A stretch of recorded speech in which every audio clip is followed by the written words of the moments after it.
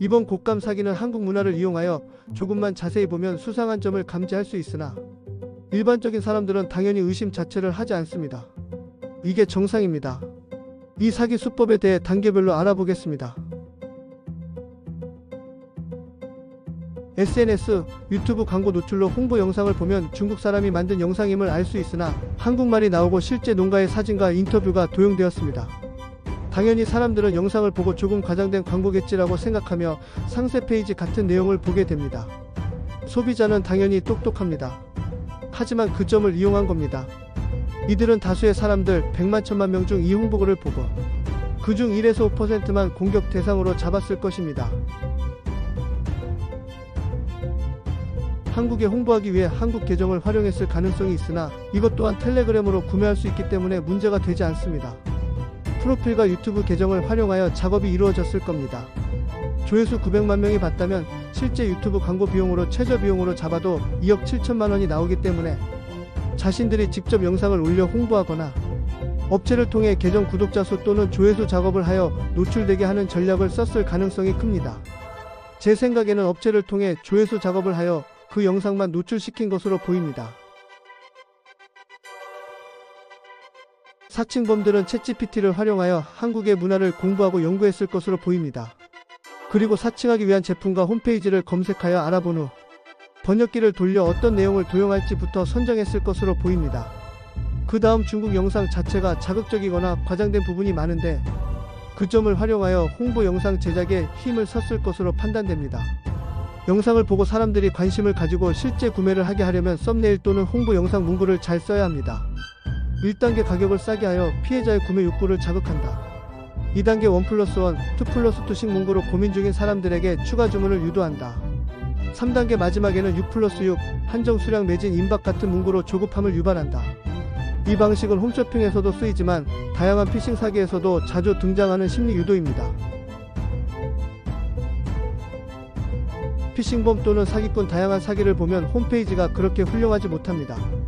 그냥 최대한 비슷하게 만들어 빨리 사기치고 싶은 것이기 때문에 UI나 이런 기능에 관심이 없습니다. 제일 중요한 건 바로 결제 창입니다. 그러다 보니 조잡한 부분이 많으며 이미지와 모든 것 복사해서 붙여넣기 했을 것이며 어차피 곶감 아이템을 사용한 다음 다른 아이템으로 홈페이지를 바꿔야 하기 때문에 서버는 한 달씩 계약했을 것으로 보입니다. 우리가 결제하기 위해 사용하는 창입니다. 하지만 사기꾼들은 실제 한국의 결제 시스템 피지를 가져올 수 없기 때문에 무통장 입금만 됐을 가능성이 100%입니다.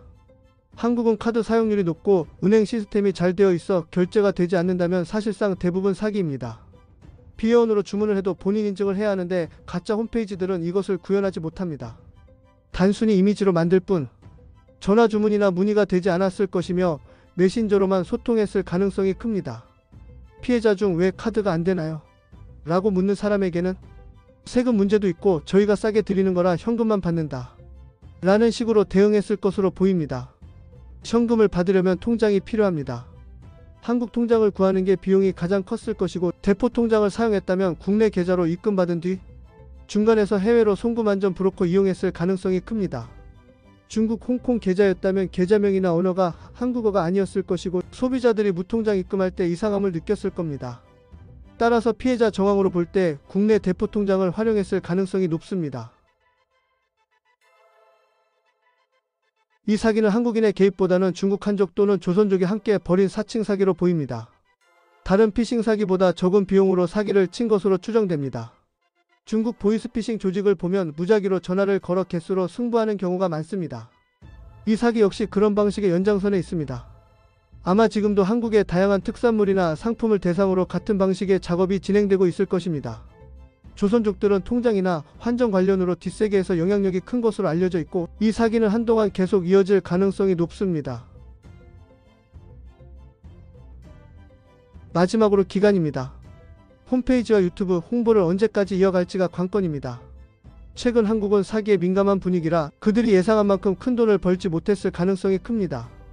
조회수 900만 회라고 하지만 실제로는 조회수 작업을 통해 노출을 인위적으로 늘린 것으로 보입니다. 경찰도 금액이 크지 않고 사건이 최근 일어나 즉각적인 대응이 어려웠을 가능성이 있습니다. 여러분, 한국은 카드 은행 시스템이 잘 되어 있습니다. 광고 홈페이지까진 속아줄지 몰라도 결제가 무통장 입금만 받는다면 결제하지 마세요. 그건 100% 사기입니다.